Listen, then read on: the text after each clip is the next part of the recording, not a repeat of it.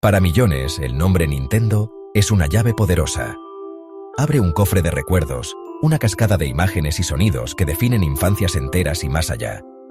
Es la fanfarria triunfal de una princesa salvada, el golpe satisfactorio de un bloque que se rompe y el suave tintineo de un rompecabezas resuelto.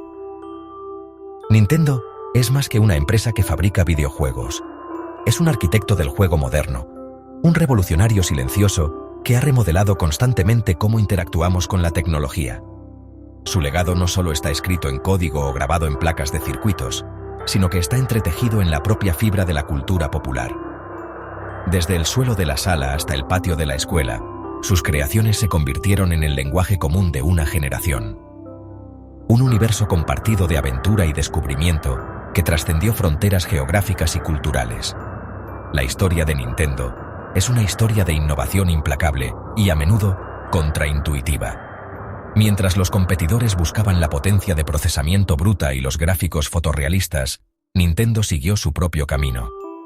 Se centraron en un tipo diferente de magia, la magia de una nueva idea, una forma novedosa de controlar a un personaje, un giro sorprendente en lo que podría ser una consola de juegos. Piensen en el simple y táctil clic de la cruceta de un control de NES, la primera vez que balancearon una raqueta de tenis virtual con un Wii Remote, o la transición perfecta de la Nintendo Switch, de una consola doméstica a un dispositivo portátil. Mucho antes de que el mundo conociera a fontaneros o princesas, Nintendo nació en una era diferente, con un propósito diferente. En 1889, en la antigua ciudad de Kioto, un artesano llamado Fusajiro Yamauchi fundó Nintendo Koppai. Su negocio no era la electrónica, sino el entretenimiento de un tipo más tradicional, las cartas Hanafuda hechas a mano. Estas cartas bellamente ilustradas, utilizadas para una variedad de juegos de emparejamiento, fueron un éxito inmediato. La historia temprana de la compañía se definió por este compromiso con la artesanía de calidad y su enfoque en la creación de productos para la diversión social. Esta base, construida sobre el simple acto de unir a las personas para un juego, sembraría sin saberlo las semillas de una filosofía que guiaría a la compañía durante el próximo siglo y más allá. A medida que avanzaba el siglo XX, la compañía, bajo el liderazgo del nieto de Yamauchi, Hiroshi, comenzó a explorar nuevas empresas más allá del saturado mercado de las cartas. Este período de diversificación estuvo marcado por una serie de experimentos audaces, aunque no siempre exitosos, que incluyeron servicios de taxi y hoteles del amor. Sin embargo, el destino de la compañía comenzó a tomar forma cuando centró su atención en el floreciente mundo de los juguetes en la década de 1960. Fue aquí donde el talento de Nintendo para el ingenio mecánico salió a la luz por primera vez. Una figura fundamental en esta transición fue un humilde ingeniero de mantenimiento llamado Gunpei Yokoi. Su filosofía de pensamiento lateral con tecnología marchita se convertiría en una piedra angular de la identidad de Nintendo. La idea era simple pero profunda: usar tecnología madura y económica de maneras nuevas e imaginativas para crear experiencias sin precedentes. El primer gran éxito de Yokoi, la Ultra Hand, fue un ejemplo perfecto. El puente entre el pasado de Nintendo como fabricante de juguetes y su futuro como gigante de los videojuegos fue un dispositivo pequeño y discreto que cabía en el bolsillo. El año era 1980, y Gunpei Yokoi, la mente detrás del Ultra Hand, tuvo un momento de inspiración al observar a un viajero aburrido jugando con una calculadora. Él imaginó un dispositivo de juego en miniatura, portátil, que pudiera funcionar también como reloj digital. Este concepto se convirtió en el Game & Watch. Usando la misma tecnología simple de pantalla LCD que se encuentra en las calculadoras, Yokoi y su equipo crearon una serie de consolas portátiles de un solo juego. Cada dispositivo, desde Ball hasta Octopus y Fire, era un mundo autónomo de diversión simple y adictiva, perfectamente diseñado para sesiones de juego rápidas sobre la marcha. El Game & Watch fue un éxito fenomenal, vendiendo más de 43 millones de unidades en todo el mundo y estableciendo a Nintendo como un actor importante en el emergente mercado de los juegos electrónicos. Fue una clase magistral de la filosofía de Yokoi, de pensamiento lateral con tecnología marchita. Las pantallas LCD eran baratas y fáciles de conseguir, pero a nadie se le había ocurrido usarlas de esta manera para crear entretenimiento atractivo e interactivo. Quizás la innovación más duradera que surgió de esta línea de consolas portátiles no fue el dispositivo en sí, sino una pequeña pieza de plástico que cambiaría para siempre la forma en que controlamos los videojuegos.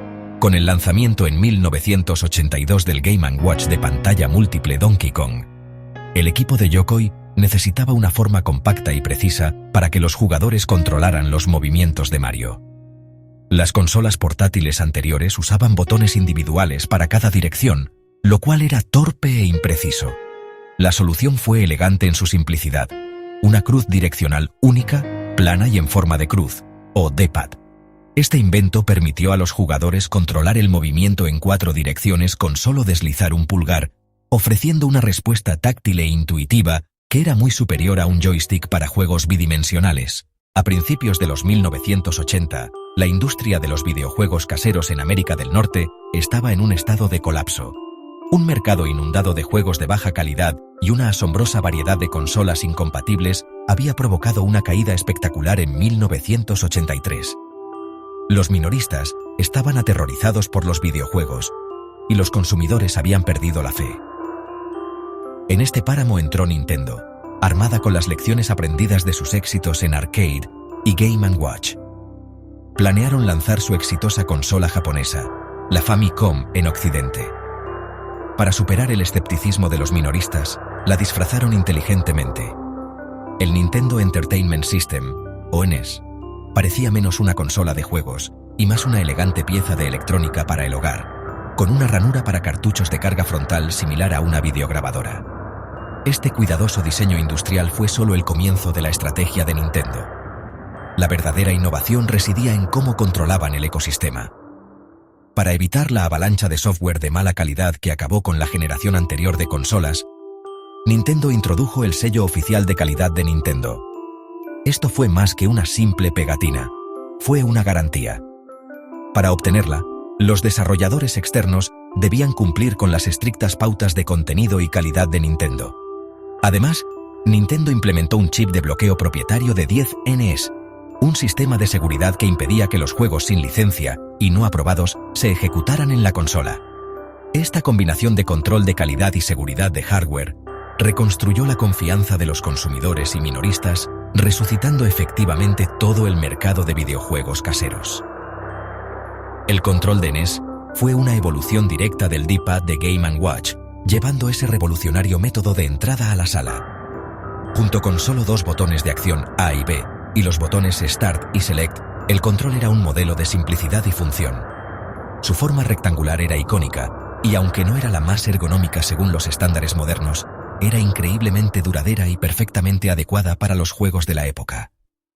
Estableció un lenguaje de diseño, D-pad a la izquierda, botones de acción a la derecha, que se convertiría en el modelo para casi todos los controles de juegos estándar durante los siguientes 40 años.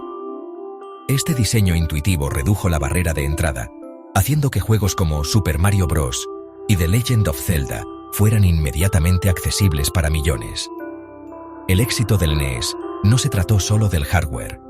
Se trató de la sinergia entre la tecnología y los juegos que habilitó. Las capacidades de la consola, aunque modestas, fueron llevadas a sus límites absolutos por los propios diseñadores de Nintendo. Crearon mundos expansivos y una jugabilidad ajustada y receptiva que se sentía mágica. Tras el éxito sin precedentes de la NES, la presión recayó sobre Nintendo para que creara un digno sucesor. El amanecer de los 1990 anunció la era de los 16 bits, una nueva carrera armamentista tecnológica centrada en procesadores más potentes, paletas de colores más ricas y capacidades de sonido más complejas. La respuesta de Nintendo fue el Super Nintendo Entertainment System, o Super Famicom en Japón. Aunque su CPU principal era técnicamente más lenta que la de su principal rival, la Sega Genesis. La arquitectura de la SNS era una maravilla de hardware especializado. Contaba con procesadores dedicados para gráficos y sonido que permitían efectos visuales y fidelidad de audio que en muchos casos superaban con creces lo que sus competidores podían lograr. Una de las innovaciones más celebradas de la SNES fue su hardware gráfico, particularmente el efecto Modo 7. Era un modo gráfico que permitía escalar y rotar una capa de fondo, creando una convincente ilusión de perspectiva tridimensional en un sistema bidimensional. Esta tecnología se utilizó famosamente para crear los extensos mapas del mundo en juegos como The Legend of Zelda, A Link to the Past y las emocionantes pistas de carreras de F-Zero y Super Mario Kart. Les dio a los desarrolladores una poderosa herramienta para crear una sensación de profundidad y velocidad que antes era imposible en una consola doméstica, demostrando la habilidad de Nintendo para proporcionar herramientas únicas que cambiaron el juego y que provocaron un diseño creativo. El control de la SNES fue otro avance significativo en el diseño ergonómico y funcional. Basándose en la base del control de la NES, introdujo 4 botones frontales en una configuración de diamante: A, B, X, E y, lo más importante, 2 botones de hombro, L y R.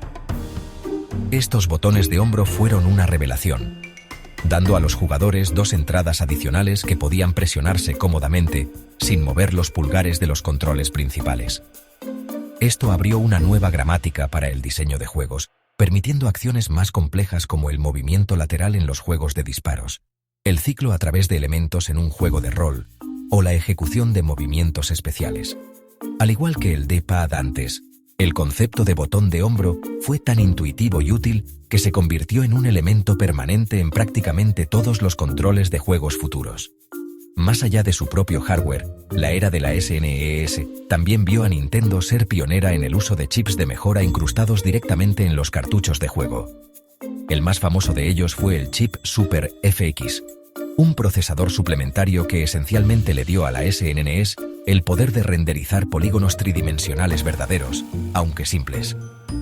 El primer juego en usarlo, Star Fox, fue una asombrosa demostración técnica, ofreciendo una experiencia de combate espacial tridimensional que parecía pertenecer a una sala de juegos, no a una consola doméstica. Cuando llegó mediados de los 90, la siguiente gran frontera en los videojuegos fue la transición completa a los mundos tridimensionales. Aunque el Super Nintendo había incursionado en el 3D con chips de mejora, el Nintendo 64 fue construido desde cero para dominar esta nueva dimensión. Lanzado en 1996, su arquitectura de 64 bits era inmensamente potente para su época, capaz de renderizar entornos poligonales complejos con filtrado de texturas y anti-aliasing. Características que, ya sabes, suavizaban los bordes dentados y las texturas brillantes que plagaban a sus competidores. Nintendo tomó la controvertida decisión de seguir con el formato de cartucho en lugar del floreciente CD-ROM, citando tiempos de carga más rápidos y mayor durabilidad como ventajas clave. Una decisión que priorizó la fluidez de la experiencia del jugador sobre la capacidad de almacenamiento. Sin embargo, la contribución más profunda y duradera de la consola no fue su procesador, sino su control. Navegar un espacio 3D con un D-pad 2D era, sinceramente, torpe e impreciso. La solución de Nintendo fue revolucionaria: el control analógico. Este pequeño joystick, operado con el pulgar, proporcionaba 360 grados completos de movimiento fluido y sensible a la presión. Empujarlo ligeramente haría que Mario caminara de puntillas, mientras que empujarlo a fondo lo haría correr. Este nivel de control matizado fue un cambio total en el juego, proporcionando un vínculo intuitivo y táctil entre el jugador y su avatar 3D que simplemente no tenía igual. Resolvió el problema fundamental de la navegación 3D de manera tan efectiva que instantáneamente dejó obsoletos todos los esquemas de control anteriores. El diseño único de 3 puntas del control fue construido completamente alrededor de este nuevo método de entrada. La empuñadura central colocaba el control analógico directamente debajo del pulgar izquierdo del jugador, mientras que la mano derecha podía acceder a los botones C, que se usaban principalmente para el control de la cámara, otro elemento crítico para navegar en espacios 3D. Si bien su diseño fue a veces criticado como poco convencional, fue una pieza de ingeniería audaz y decidida que sirvió perfectamente a las necesidades de los nuevos juegos 3D para los que fue diseñado. Sobre todo su título de lanzamiento histórico, Super Mario 64. Super Mario 64 fue para el Nintendo 64 lo que Super Mario Bros. Fue para el NES, una obra maestra que definió el sistema y escribió el libro de texto para todo un género. No fue solo un juego, fue una prueba de concepto para las plataformas 3D y una demostración del poder del control analógico.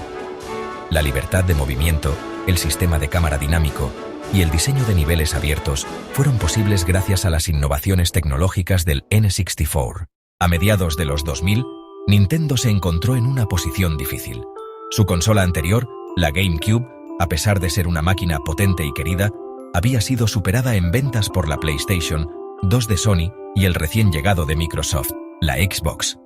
En lugar de intentar competir en la misma carrera armamentista tecnológica por más potencia gráfica, Nintendo tomó un giro radical a la izquierda. Bajo una nueva filosofía llamada Estrategia del Océano Azul, decidieron crear una consola para un mercado completamente nuevo: las personas que no jugaban videojuegos. El resultado fue la Nintendo Wii, una caja blanca pequeña y discreta que contenía un concepto tecnológico tan disruptivo que redefiniría una vez más la industria. El arma secreta de la Wii era su controlador, el Wii Remote. Este dispositivo simple, parecido a una varita, contenía acelerómetros que podían detectar el movimiento y la orientación en un espacio tridimensional. Por primera vez a gran escala, los movimientos físicos de un jugador se traducían directamente al juego. Balancear el controlador como una raqueta de tenis haría que tu personaje balanceara una raqueta en la pantalla. Lanzar una bola en tu sala de estar enviaría una bola virtual por la pista.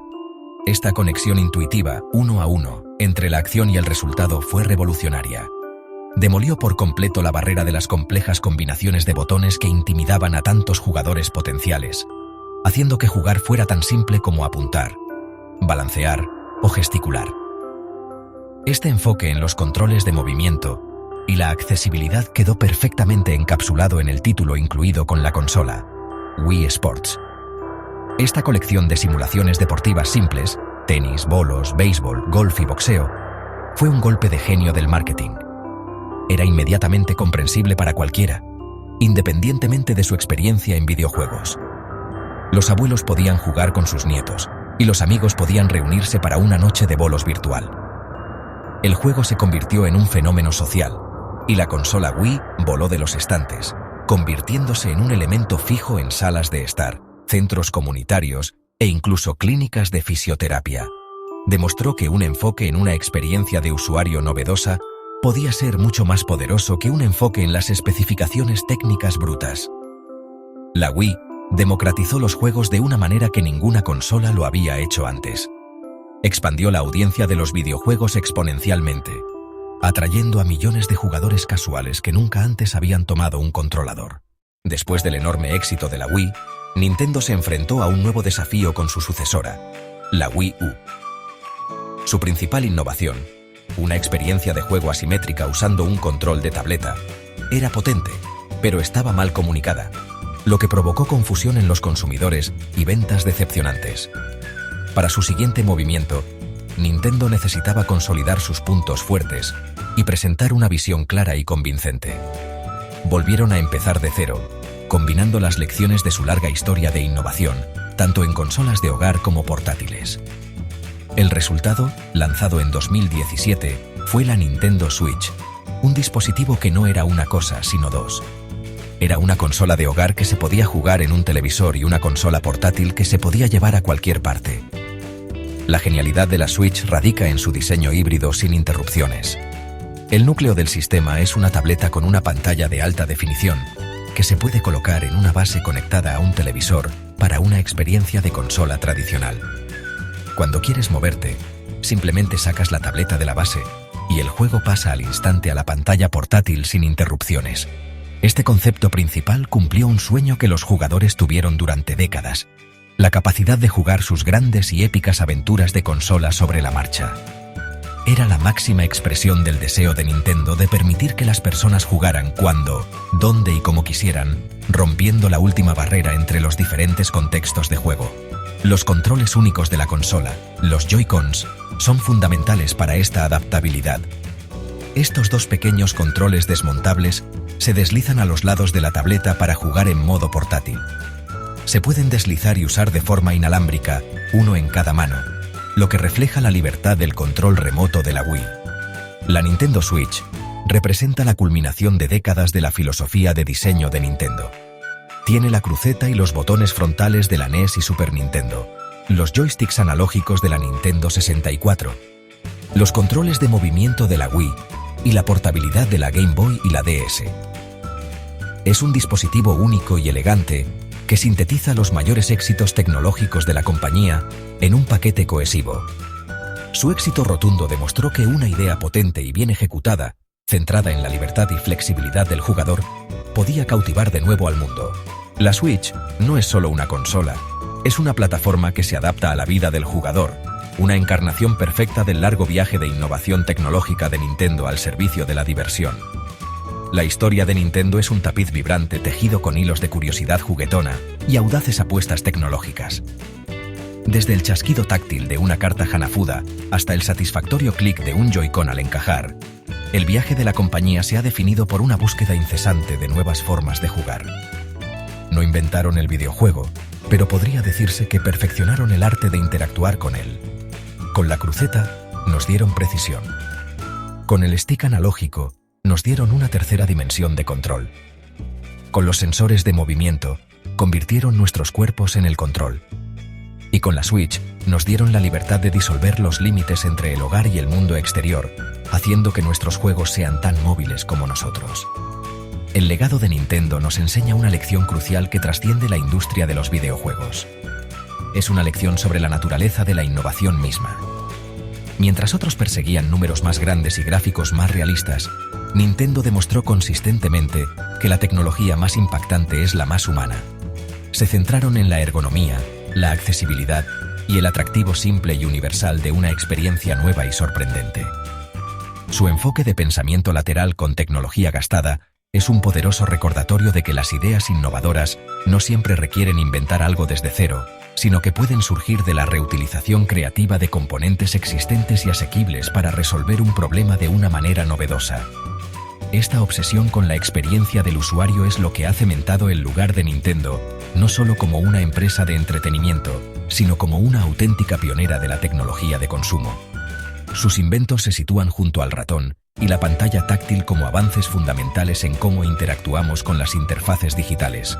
La cruceta, el stick analógico y los botones superiores no son solo características de un control de juego. Son parte de un lenguaje universal de control que miles de millones de personas ahora entienden intuitivamente.